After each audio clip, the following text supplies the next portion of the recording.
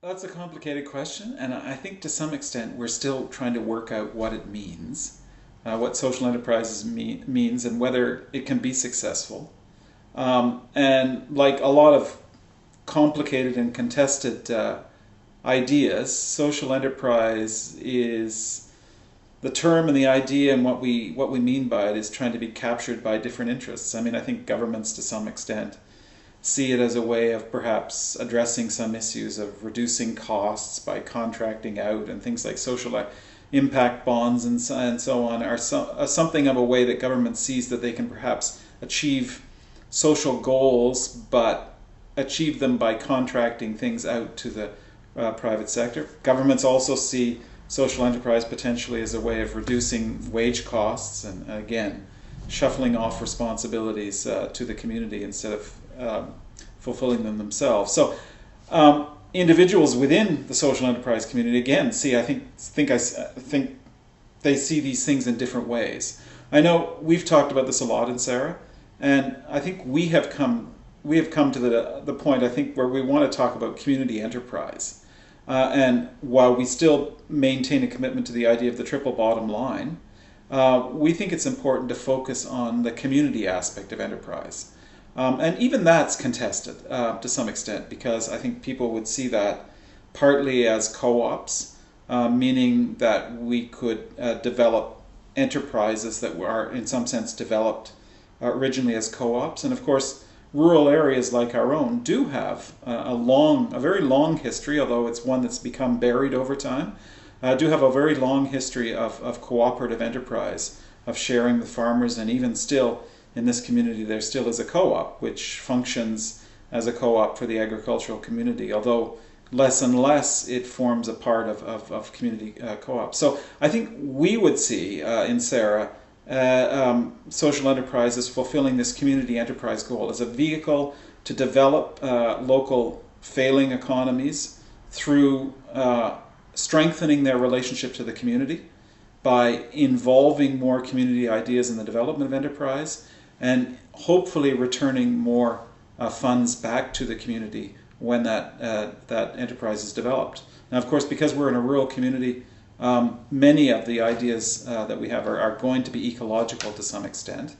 And the co-op idea is certainly one that firmly places employment standards and the sharing of wages and the sharing of risk with a broader community. So I think in the end we're still talking about fulfilling the same bottom line, but we're trying to do it with an emphasis on community. So I've helped start about 180 cooperatives across Ontario, and the success rate of those cooperatives is about 70%, which is quite high, and I give the credit to the founders, to their tenacity and perseverance, and the members of the commitment to the cooperatives. It's very important, obviously, for any kind of cooperative to be a sustainable business, which means it's got to be economically viable.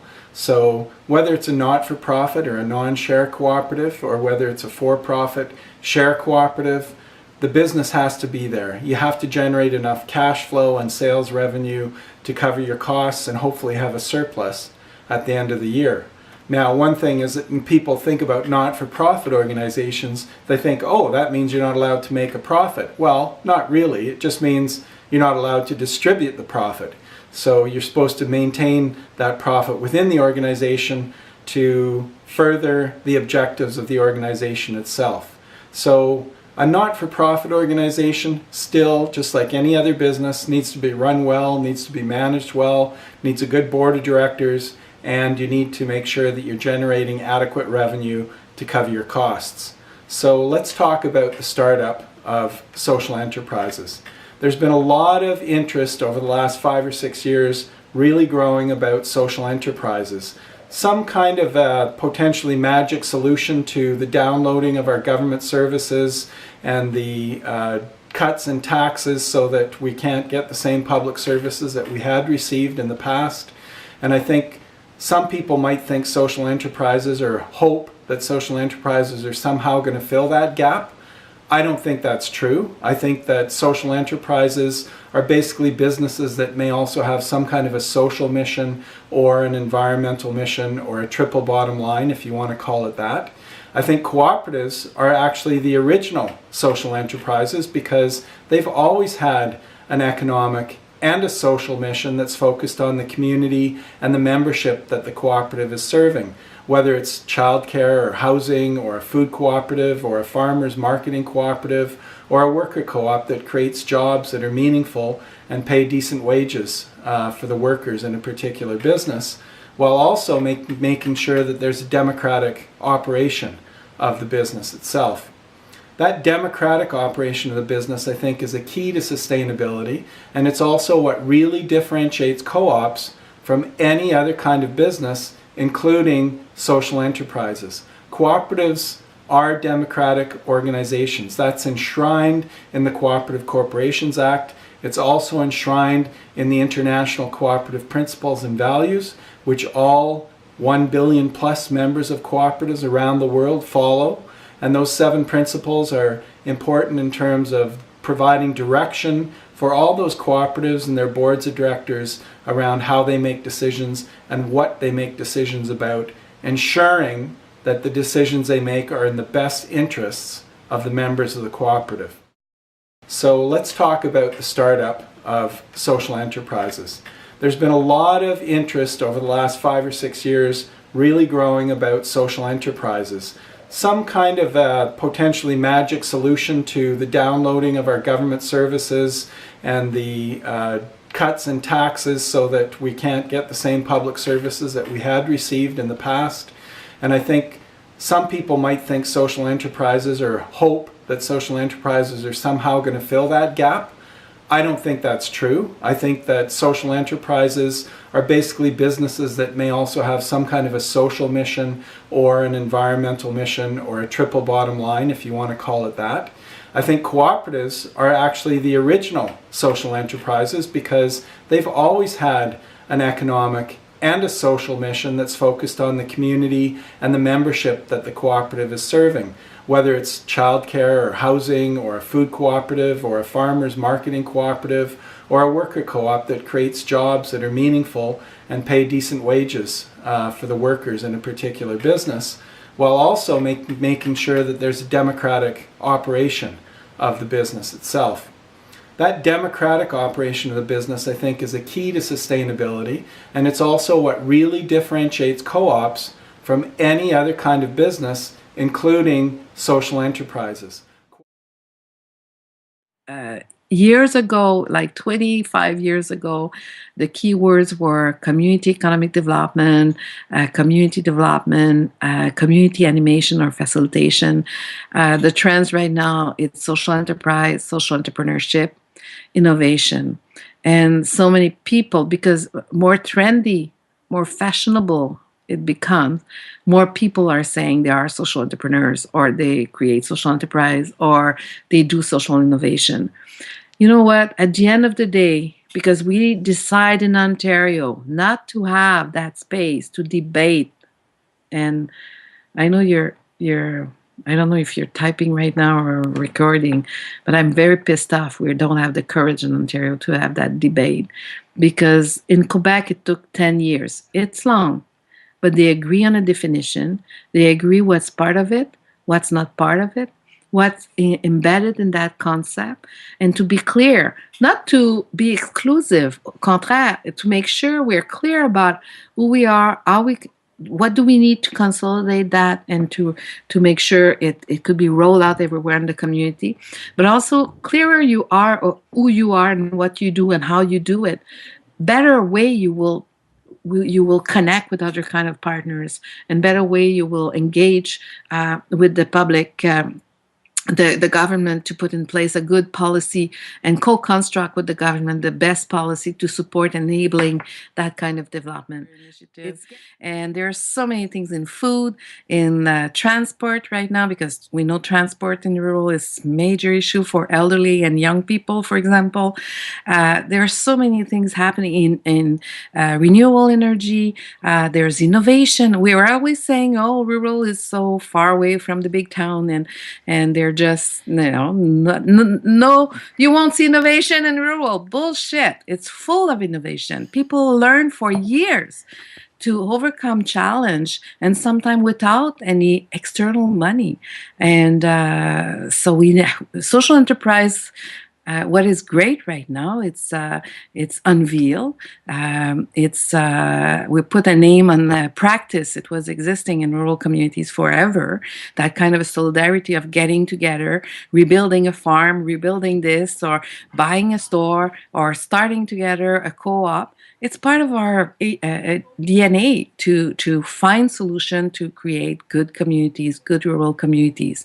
The thing is, what it was not as no matter if it's everywhere, it was not as we didn't have a common name to name that practice, and now we have one, and so suddenly we can associate a lot of practice, a lot of initiative, and a lot of project, and calling them social enterprise. And suddenly we just find out that we are thousands of people in rural context and urban context who believe in that kind of economy and who are making the change and make that economy not a marginal economy, but really an alternative to the more traditional economy, who left out so many people, who left out rural communities as well. Social enterprise for the Ontario government is defining social enterprise in a much broader term than maybe we are used to defining social enterprise, right? They've included private businesses, and those private businesses are entitled to the same kind of grants that we're entitled to. And I think if we go back to talk about what we were talking about before, is that social enterprises run differently than some of the private businesses, right? If a private business decides that they don't want to, do triple bottom line accounting anymore, they just, they thought about trying to take the environment into consideration, but decided that that wasn't important in the end. They just decide tomorrow that they're not going to do it. Whereas if GreenUp, let's say, decides that at some point they're in their store, they're just going to stock whatever sells. Well, they got to go through a board.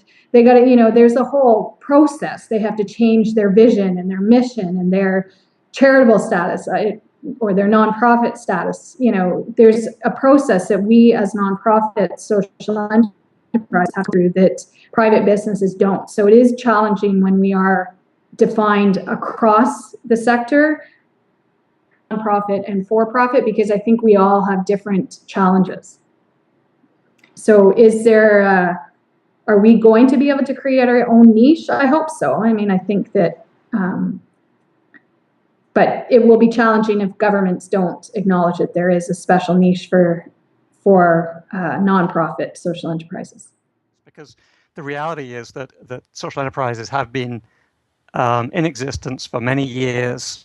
If at least the definition that we were using, which was basically we're talking nonprofit social enterprise in this case, so it's a nonprofit organization, it's operating in the market, selling goods and services, and it's has a bottom line for social or environmental impact. So in addition to the financial bottom line, so in case with a definition like that, we were able to find social enterprises like, I think over 200-year-old farmers markets, obviously, are social enterprises under that definition. The market that brings the vendors together is a social enterprise.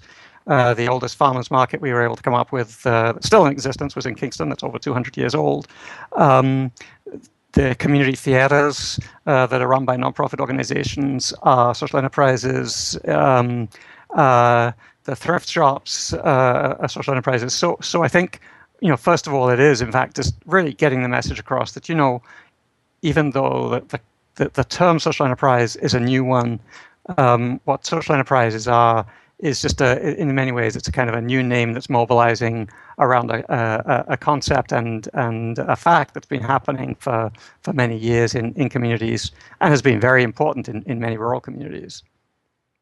Years to reach out to a two-sentence, just enough to agree about it's something selling products and services, and the money generated is reinvested in the mission.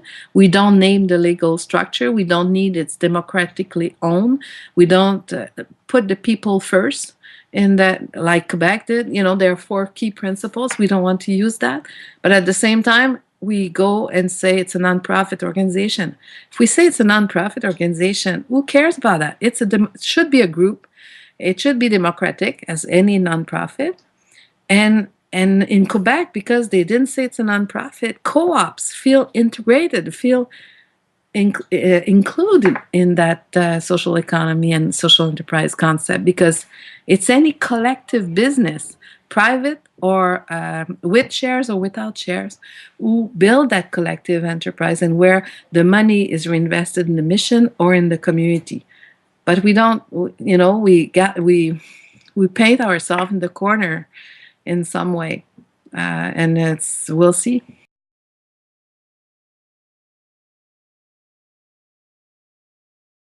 If I wanted to organize a meeting in any communities, I decide to move in Moonbeam or Kapuskasing or Alfred or Lefebvre, and I decide when I move in that community, I notice there are many challenges, but there are also great people I can wave in the morning if I work somewhere and whatever. If I decide with all my knowledge, and I've been in that sector for 30 years, to organize a meeting just to tell people what is a social enterprise and how we could probably connect that concept to their local reality, I don't think anyone will show up. And because the term in our rural communities is not a term well known, it's not a concept well known.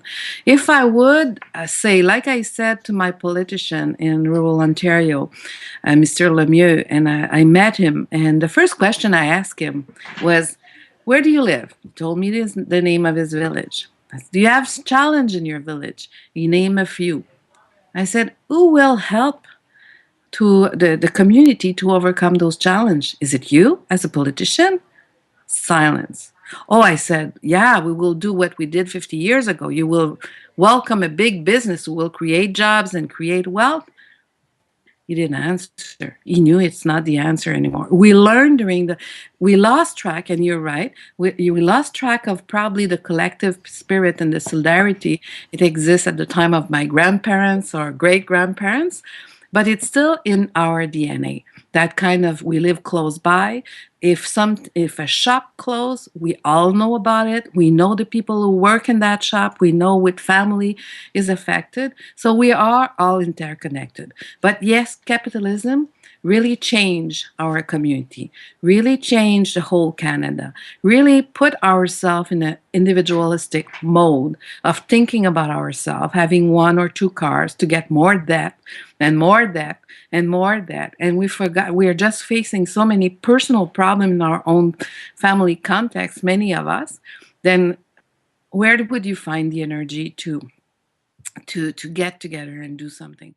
But one of the challenges clearly is that each of the intermediary organizations that we're working with, as like Sarah and the others, are all working flat out in their own communities to be doing the work that you're doing, and to support the social enterprise development that you're doing in your own communities.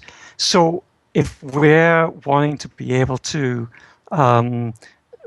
have you spend time doing that peer learning and peer sharing and taking advantage of that capacity building opportunity, we have to be able to find a way of being able to financially support you in doing that, to be able to say, okay, if we're expecting you to take time to do that capacity building, that peer sharing, we need to be able to recognize that it takes time and effort and energy, and we need to be able to find ways of funding that and supporting that.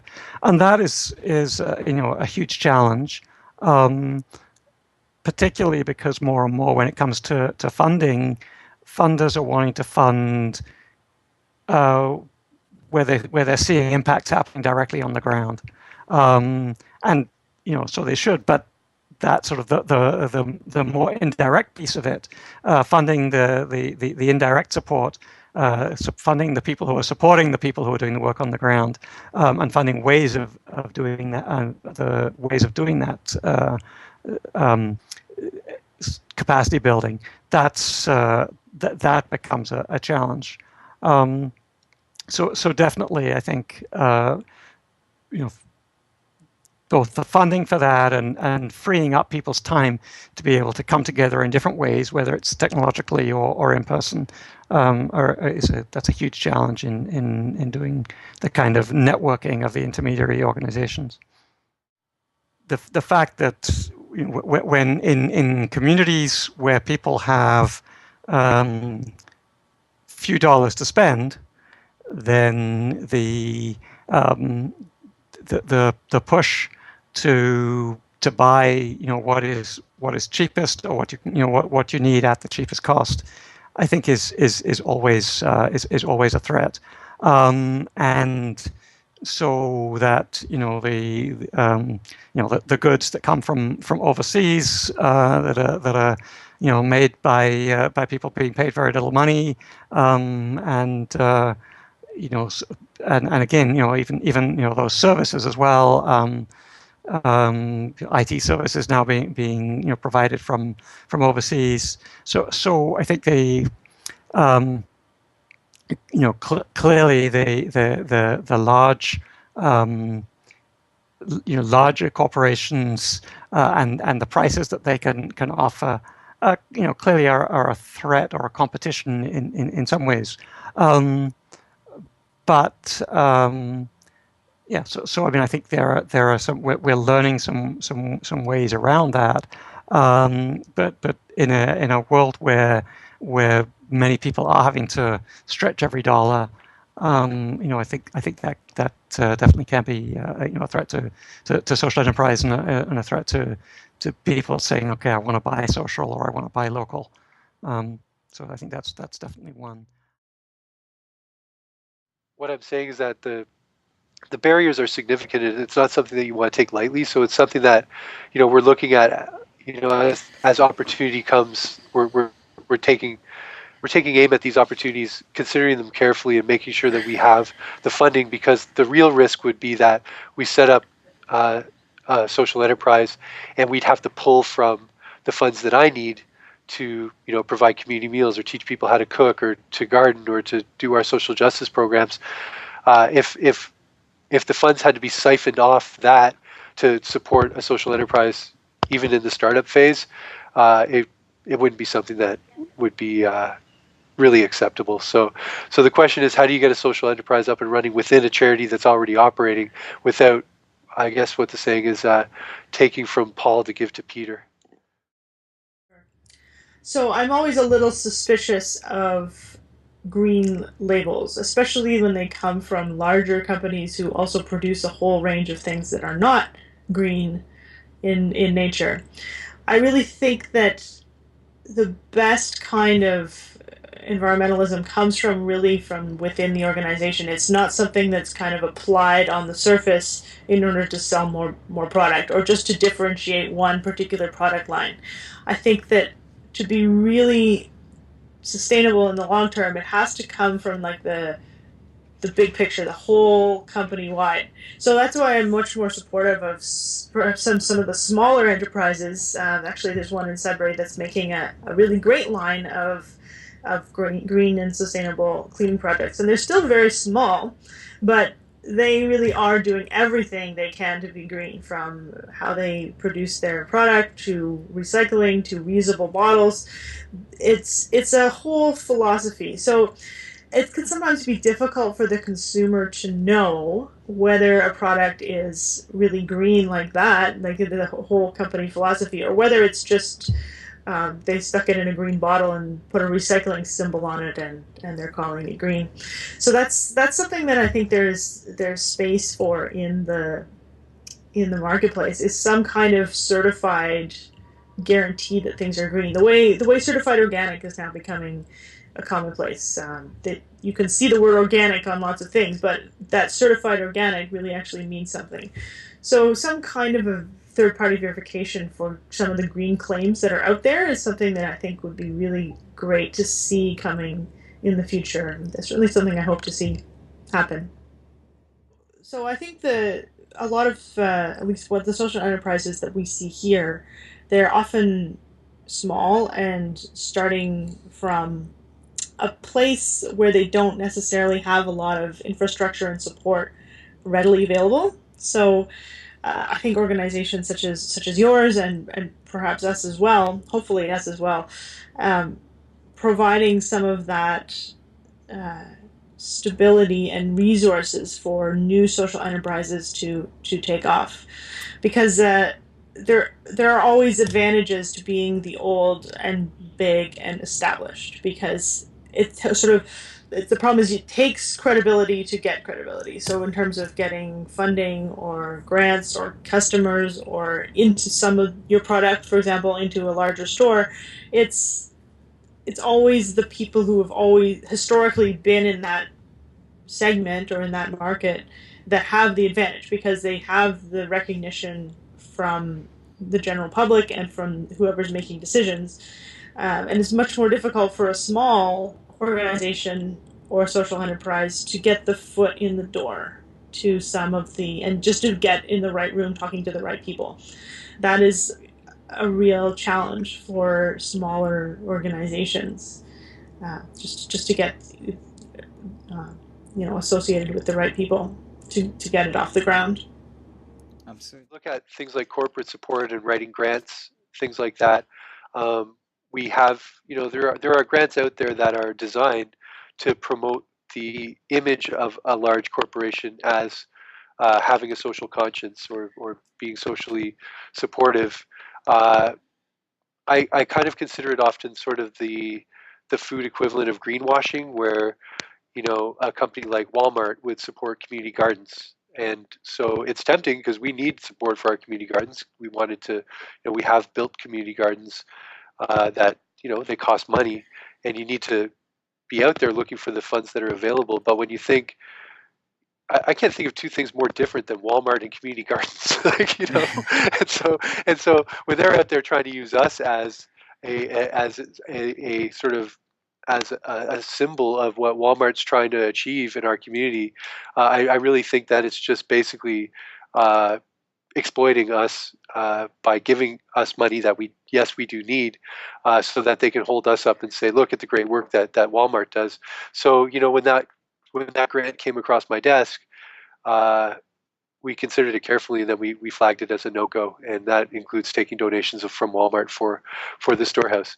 Which, I mean, it's a tough pill for some people to swallow. Like, some people say, well, you know what, give Walmart the chance to atone for the problem that they're creating. Like, this is how you can actually do something good with the millions and millions of Walmart's doing things that are not so good. But I think we've come to the realization quite a while ago that we can't be just for our own branding and our own messaging, we can't be selling out basically to these sort of potential quote unquote supporters.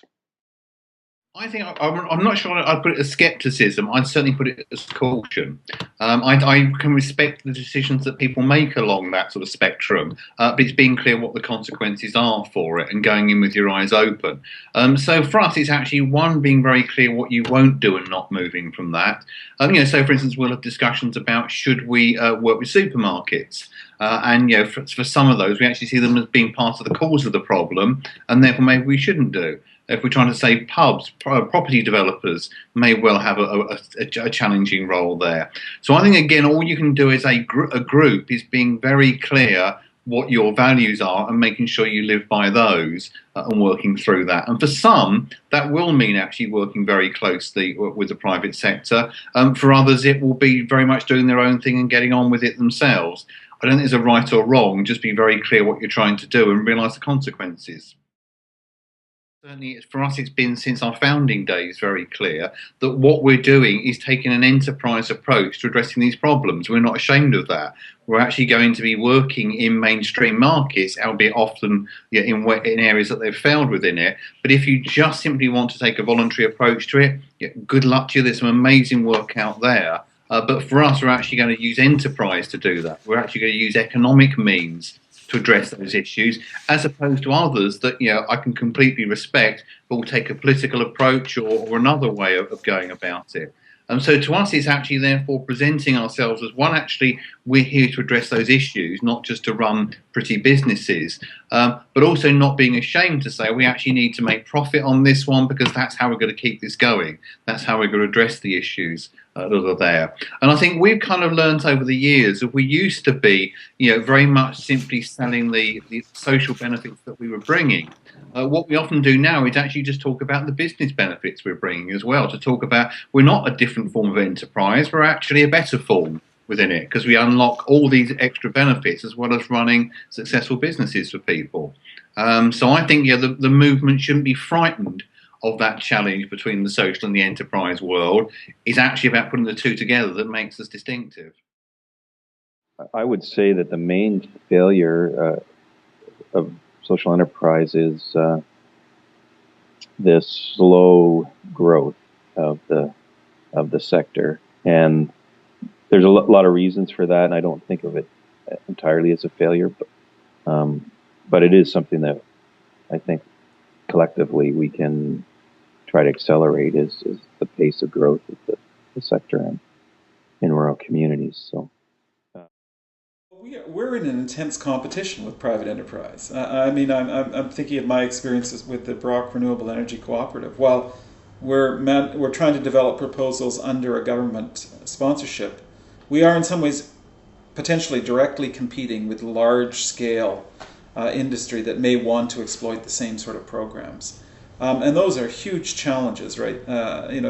Being able to compete for capital with a large publicly traded company, being able to compete with large-scale companies for talent in so many ways is just a huge challenge and hurdle to get over. And I think many companies, many small social enterprises then have to think about investing or being involved in small niches where they can offer some service that is too bothersome, if you want, to be provided by large providers. That's certainly one challenge. The other challenge is governments that still don't provide enough support for social enterprise, that in one hand have suggested that social enterprise is important, but haven't put in place the kind of structure that they have, say, for private enterprise. Much of our system of raising capital to develop unique business prospects depends upon government assistance of one kind or another. The maintenance of stock exchanges, things like dividend tax credits, things like flow-through shares for the mining industry. The number of arrangements that are there to benefit private capital need to be there to benefit community enterprises as well. And that involves around making it easier to access community funds. It could be tax credits in different ways for developing community enterprise. I'm talking about leveling the playing field here between what government provides to the private sector so that it's somewhere close to what it provides to social enterprise. Up until now, I think, both in Ontario and across Canada, and I think around the world, social enterprise is still seen as something new and novel. There are some limited support programs, but I think the bigger and broader programs that need to be put in place are those that actually exist already for private capital. And we need to think about how we can tailor requests from government for special arrangements that benefit social enterprise. And of course, a lot of this is being done, and certainly governments are, to some extent, responding to them.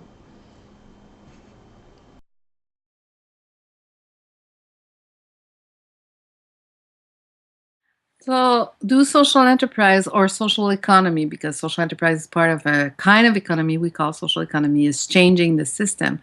I think we can say yes today. We wouldn't be able to say that probably 2 or 3 or 4 years ago. But if we look at how we find ways to create jobs differently and to mobilize capital to invest in those social enterprise who are creating jobs, but also providing services and goods and products and the proximity in their local context. And if we look at all the private sector change, we do have so many private business right now who wants to be certified to show that they're not only giving a sponsorship or a small contribution and donation in the community. They're really engaged in their community, and they're socially responsible business to support initiative. We did, I think, social enterprise doing business differently.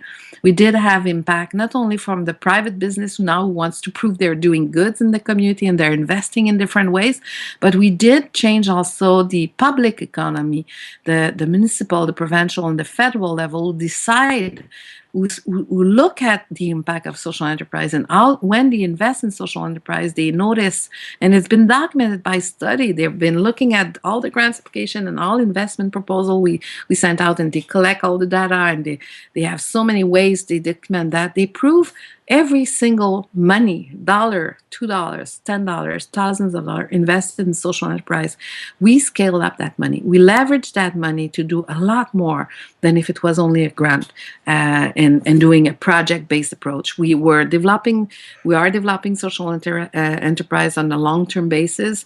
We are looking for sustainability, and all the money we'll mobilize, it's for long-term and having impact in our community. So yes, social enterprise, social economy is changing the world. Yes, now more than ever, public economy, all the governments, private economy acknowledge the economy is plural. We do have three kind of economy: the social economy, the private economy, and the public economy. Every single kind of economy have their role to play in the equation. I would like to say one day then we lost or forget forever the capitalism approach, but it won't. I think that's a dream. It will never come true, or not for before I died in 400 years. It's part of our it's part of our life for so long, and it's there. It's there to stay for a while, but it is transforming.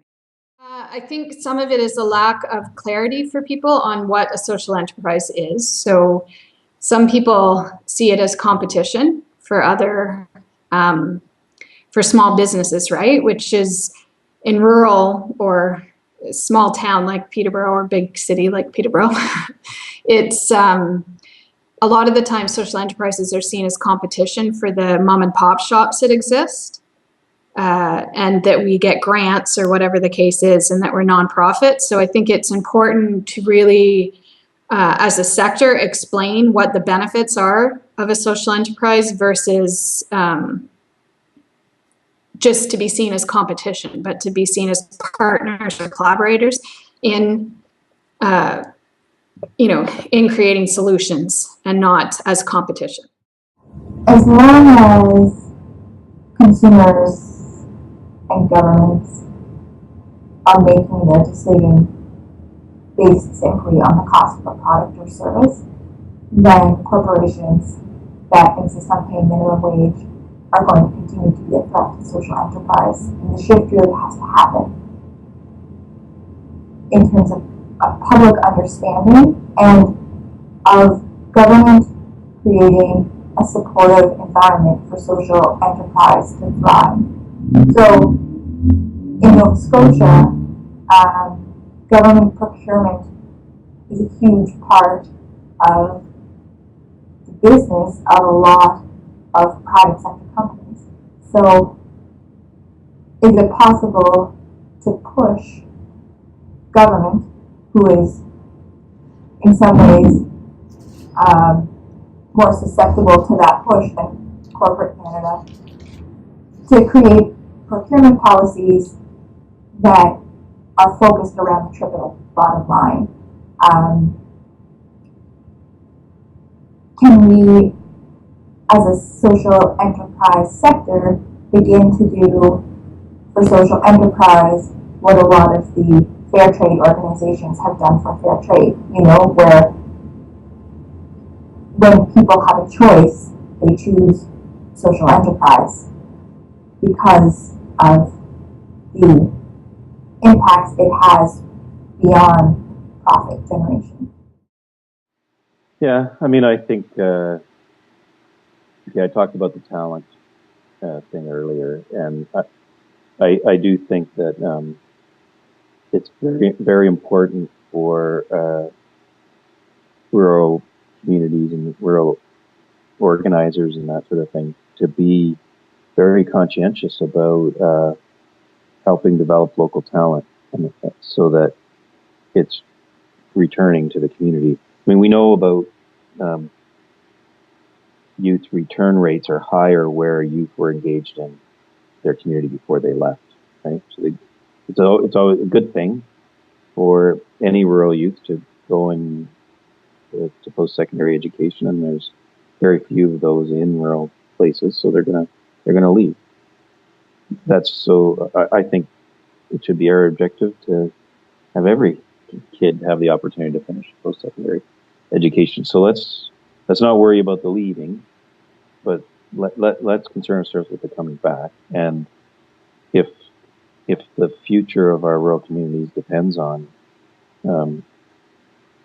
people seeing that their aspirations can be achieved in those kind of settings, I think it's very important for them to see that before they go.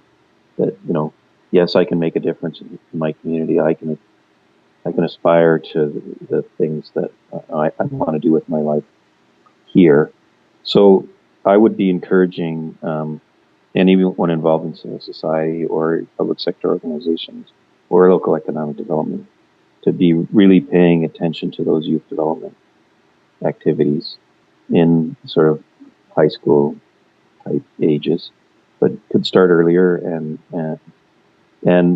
real opportunities for growth. So some of the strengths of social enterprise is that triple bottom line. When, as a society, I think that it's important that we look at all of the implications of everything we do. And traditional businesses, really, it's all about the economic impact of their business, and they have responsibility to shareholders and to their customers, and that is about where it ends. I think the future is going to really be about social enterprise, where we are looking at a much bigger picture than that, looking at the total impact on society and the environment of any organization. So not just looking at ourselves, but really looking at the broader picture. So I think that the future of social enterprise is going to be in that milieu, as it were. So from an environmental point of view, which is really where I'm coming from, it's often the case that the true environmental costs are not factored into a business decision. And I think more and more businesses are going to start to pay the price for not doing that. As more government regulation comes in, as resources become more scarce, as people just want to work for companies that have a ethical standards and interest in the environment, I think companies that are prepared to consider all of those things, such as social enterprises, are going to be more successful than the ones who are purely motivated by monetary profit. I think Peter Kenyon has a phrase that he's always repeating when he's doing his asset-based community development work, and that we'll use the assets we have or the resources we have to get what we want. Right? That's always the so helping clarify that vision. I think there are those leaders. We need those leaders in rural Ontario that can show the way. I think they exist, and I think we have lots of good examples. And I prefer to think of it as an asset-based approach than as a, what's the deficit? I don't really want to approach it that way. And certainly, I know, that there are many people who are very averse to the whole idea of social enterprise because they see it as a strategy that government is interested in and supporting only because they see it as a way, as you say, of cutting funding. And I do think that it's really important for networks like ZedNet, intermediary organizations like CIRA, the broad networks like ONN, to be continually putting that message across to government that, yes, absolutely, we can be generating revenue, we can be generating some of our own revenue, but if we're going to do this effectively, This is not about getting you off the hook. That the support for capacity building, the support for networking is critical to its success. And I know in Ontario and Canada generally, we've been looking towards the model in Scotland, where there's a really thriving social enterprise community there, and certainly part of what has made that a thriving community has been, that government has they've made policies or that have supported social enterprise, but they've also supported the networks that provide support and provide that kind of peer networking that I was talking about earlier, and they've realized that if they want social enterprise to scale up its impact, that they do need to invest in the networking, the capacity building on the ground, the resources that are needed for social enterprises to actually be able to document what those social impacts and environmental impacts are. The whole move towards social return on investment. I mean, it's great to be able to document what those impacts are, but that kind of evaluation, whether it's social return on investment or the sustainable livelihoods model, all of that evaluation and being able to evaluate impacts, that takes a huge amount of human resources, and it needs to be funded. So absolutely. I think government is an important partner.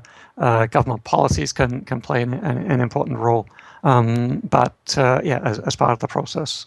But it's social enterprise is not a substitute for government funding, and that's an important message that we all need to get across. I think that the social enterprise movement should expect the social enterprises within it to get to the scale of the multinational companies, but through the spread of a whole bunch of small-scale enterprises, it can have a huge impact. So I would be cautious about setting a goal of changing the world through scale. Right? It's multiplying the small scale. And I guess for me, I would bring that also back to, E.F. Schumacher, wrote a book called Small is Beautiful back in the 70s, I think it was, which really, was around resource scarcity, and the sort of Club of Rome type thinking that was going on at that time when the first oil price shocks kind of went through the energy system, and it was around the idea that if you wanted that sort of participative engagement and innovation, you needed to stay at a scale that allowed that to happen and was relevant locally. And I think those principles are likely to be the strength of the social enterprise sector rather than its Achilles heel, if you like. I just don't think that the agenda should be about scaling up too much. Having said that, I think that where we do need scale is in the regulatory policy environment. We need our national and provincial governments to create the instruments of local investment that people can participate in, and that is something that we need scale. And look at the CDIFs in Nova Scotia, right? We should be offering those kind of instruments universally. I think the first thing, if you're trying to explore about how the range of social enterprise, is the sheer diversity of the sector. It really isn't one size fits all. For us, very much we focus on the community ownership end of that spectrum, whilst completely respecting the many other ones there. And I think one of our challenges is when we talk about the individual types of social enterprise and when we talk about it as a sector as a whole. For us, when you're actually just trying to present it as anything goes, it generates a weakness. Whereas for us, when you're actually saying about how the community end must be genuinely connected to community, when you're looking at the individual social entrepreneur end, how important that is of actually getting that relationship right. To me, it's about making each model work. When I see it fail, it tends to be where someone's trying to be a bit of everything to everybody just to keep a funder happy, and that never works. I mean, in terms of the dangers in rural areas, it really is the fact that if you actually lose the service from a rural area, it's very unlikely there'll be alternatives available to you. So if your shop closes, you're in for a long drive, assuming you have a car. If you don't, you're in for a very difficult journey. So for us, the real strength of social enterprise has come from communities that for years thought that governments would step in to address these issues, and they don't because of the world we live in today, or that the private sector could do that, and they don't because these things are marginal and don't make money. People are actually realising that the only way forward is for them to do it themselves. And what we're seeing is this model emerging where people say, well, actually, we care so much about this service that we're willing to run it ourselves, we're willing to invest in it ourselves, and we're willing to support it in terms of our trade. So that's what we've seen, an emergence of a whole new generation of people who actually see that doing it themselves and owning the solution is the only real way to be addressing the problems that they face. The main one that in the UK that really drove that one was the rise of the village shop. Or more to the point, the consistent loss of village shops across the UK, and this being the only model that actually created stability with a very, very high level of sustainability for them. And since then, what we're now seeing is other models emerging where people say, well, actually, I don't need to save the shop, but I've actually lost my village pub or lost the cafe or a whole range of other bits within there.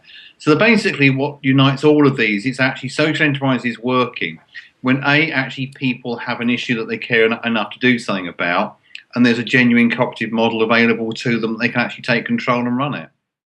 No cooperative model we deal with attracts more attention than the cooperative pub in terms of people around the world. So every country loves the idea of it, and they then follow that by saying, but it wouldn't work here. And people think there's something unique about the English pub of why it's worked there, or the Welsh pub come to that. I'm not convinced. I think you can make the model work elsewhere.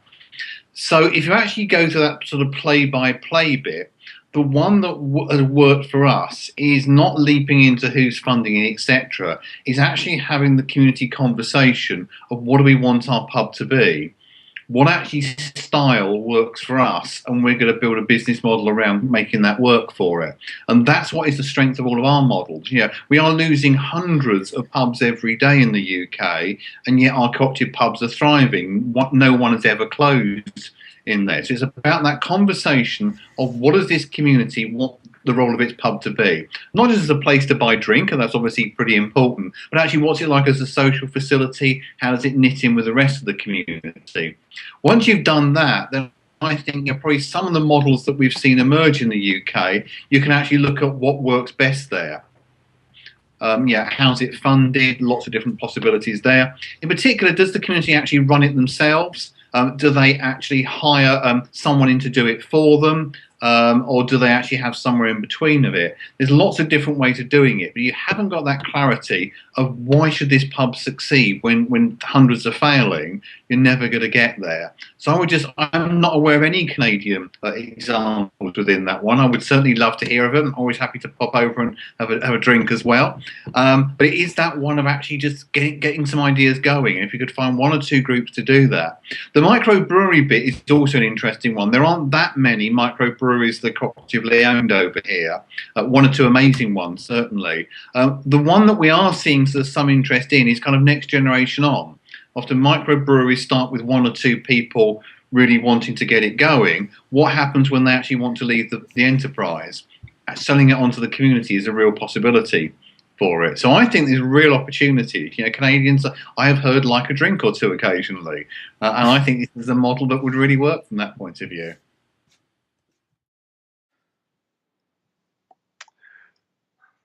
Right. So in terms of governments shifting gears a bit to just hand out the full budgets for charities or for programs, and instead, expecting to have some expecting the recipient of the funds to actually do some work to take that investment and turn it into something that will generate even more funds through social enterprise.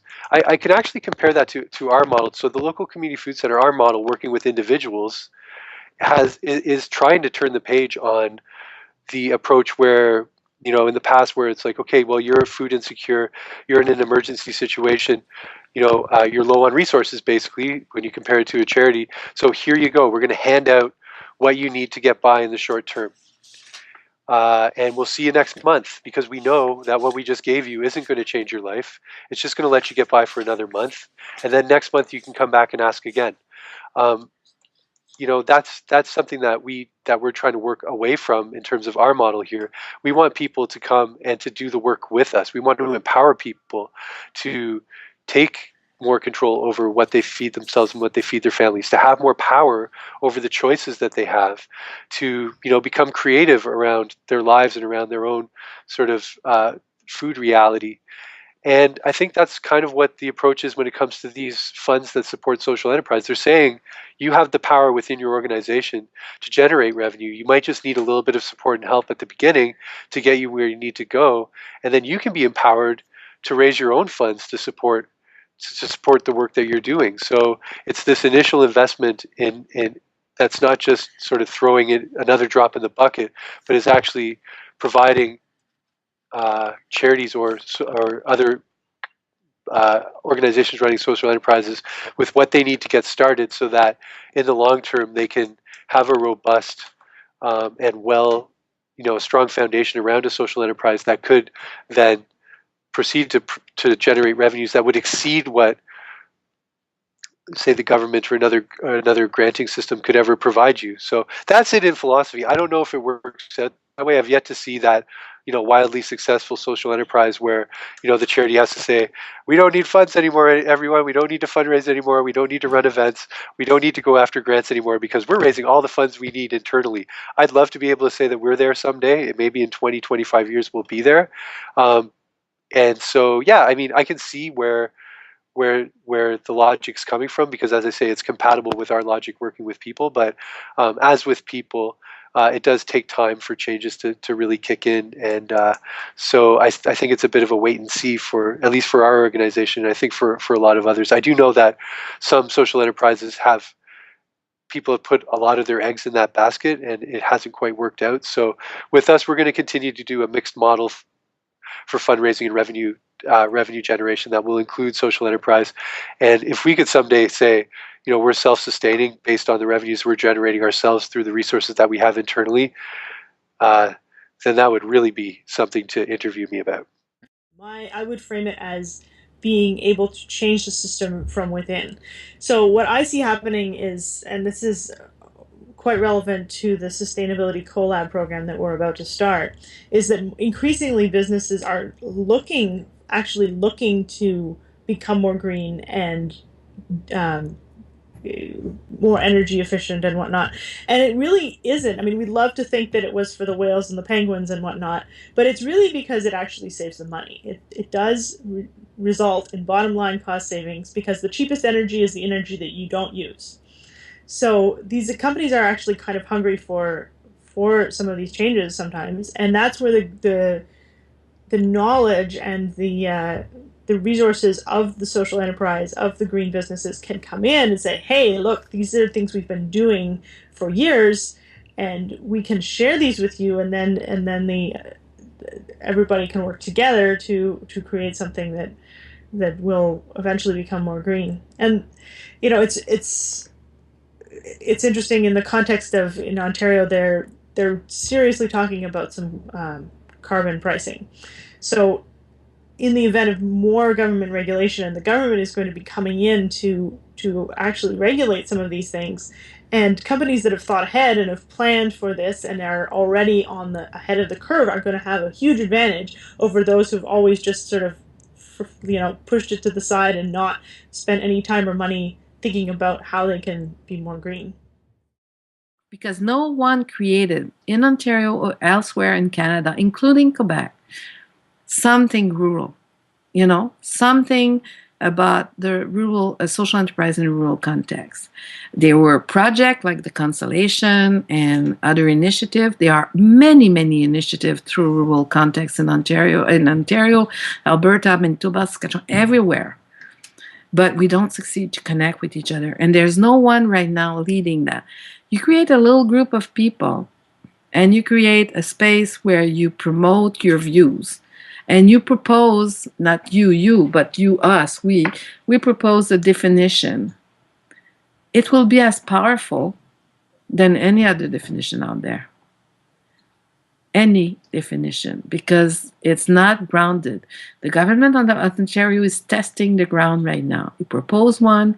It's during his social enterprise demonstration fund. It's all pilot stuff. If there's no one reacting to that definition or proposing something to bonify the definition, that will be stick there, and that will be the definition probably in the new act. And after that, changing a law, well, I don't know if you have time to lose, but I don't.